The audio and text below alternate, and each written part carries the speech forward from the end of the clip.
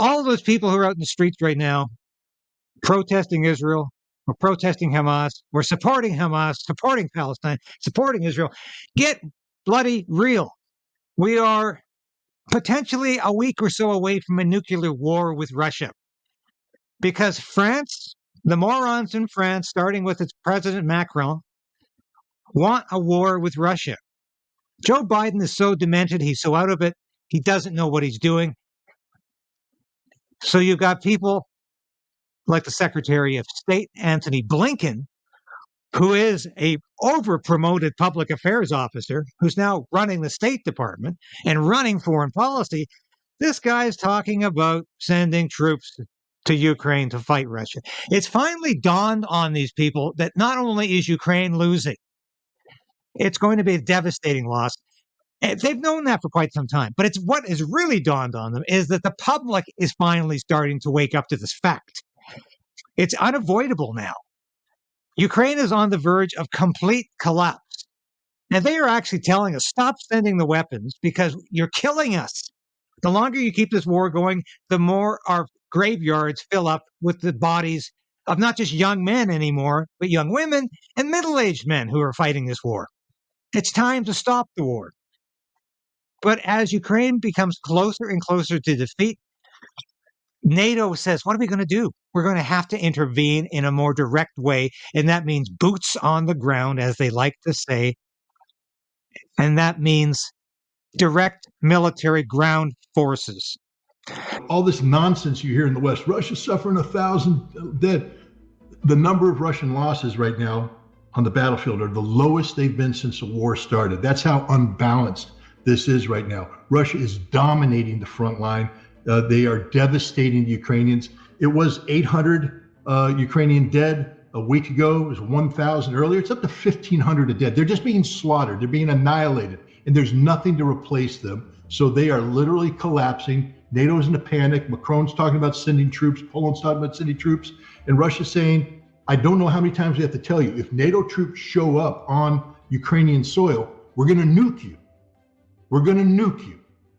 Okay, we're going to take you out, not your troops in Ukraine. We're going to nuke the decision-making centers. Russia isn't bluffing. I hope the people watching right now are getting cold sweats right now because the world's over at this point, ladies and gentlemen. Okay, it's over. It's game, set, match. It's done. Whatever plans you had for the summer, they're canceled. Whatever Christmas plans you had, forget about it. So get scared, start calling people and saying, what the hell are you doing, Tony Blinken? Biden, get on the phone to Macron and tell him to shut up and sit down. The same thing with the Poles, because this is it. Russia's getting ready to exercise the use of tactical nuclear weapons in the southern military district. We didn't start this. We warned you. Do not use F-16s. Those F-16s come from nations that are part of the NATO nuclear sharing program. And because they are part of the nuclear weapons sharing program, we have to assume that they still retain that role when they enter Ukraine. And the West is going, but no. Russia doesn't care. Now, I was in Bosnia, amongst other places, with NATO. I wrote the talking points for NATO and the operations we did. And I really believed in the organization in those days. Right now, it's an organization without a clear objective except to get more members and to act as a catalyst to start a nuclear war. That's all it's about. It doesn't have a valid military objective anymore. The Soviet Union is gone. The Cold War was over decades ago. But we continue to imagine NATO has a vital role in the world, and it does not. But when you're involved in a power structure like NATO, when you're in the hierarchy, when you're in the upper echelon, and you have a good job, and the organization keeps you wealthy, or at least very well paid, and very well positioned in power, it's difficult to wake up and say, hey, this organization is no longer needed. We don't need NATO anymore. In fact, it's become an impediment for world peace. It's become a reason we're drawing closer to nuclear war. It's difficult to come to that conclusion when you're at the top because you like the organization to continue. You have a vested interest in that organization continuing, even if it has no real reason to continue. And that's what we're facing right now with NATO. This is a tragedy. This is an absolute tragedy, and we need to do something about it. I want to show you a very inspirational moment from 1964 with one of my heroes, Ronald Reagan. Now, one side in this campaign has been telling us that the issues of this election are the maintenance of peace and prosperity. The line has been used, we've never had it so good. But I have an uncomfortable feeling that this prosperity isn't something on which we can base our hopes for the future. No nation in history has ever survived a tax burden that reached a third of its national income. Today, 37 cents out of every dollar earned in this country is the tax collector's share. And yet our government continues to spend $17 million a day more than the government takes in. We haven't balanced our budget 28 out of the last 34 years. We've raised our debt limit 3 times in the last 12 months.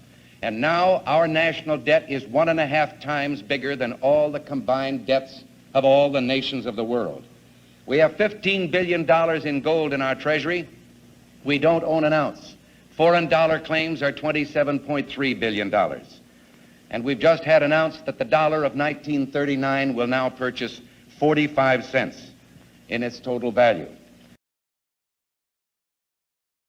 Now, people used to say at the time that Reagan was a warmonger and he was going to bring a nuclear war upon us. Of course, that was completely false. He was not a warmonger. He ended up being the man who ended the Cold War and forged peaceful relations with the Soviet Union, which was on its last legs. But that's what he did. That's his legacy.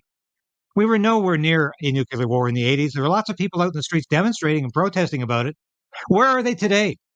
We're close to a nuclear war now because we have imbeciles in power who don't want peace. They want war. They want a nuclear war because they'd rather have a nuclear war than lose their grip on power.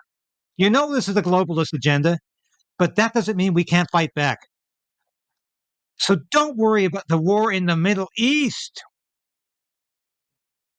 We need to stop the war in Ukraine, and we need to have peace in the Middle East as well as Ukraine, because this is going to drive us to the precipice of catastrophe.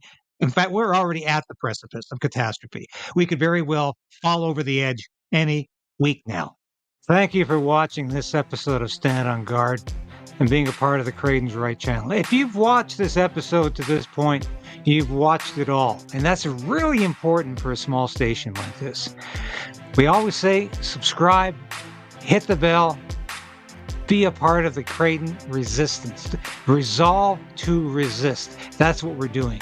And if you become a subscriber, if you're a supporter of this station or a member through Substack, through YouTube, and now you can be a local as well, that's so important to us because I couldn't do this without you.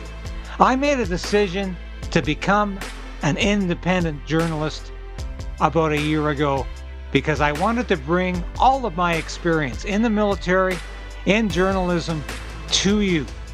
I don't promise anything I can't deliver. I don't offer clickbait. I offer truth. The truth is out there, and it's my job to bring that truth to light and to you. Thanks for being a part of the KRAYDEN'S Right resistance, and we'll see you again soon. So we are in a very precarious position in this country. We need a political change, but we also need to resolve to resist.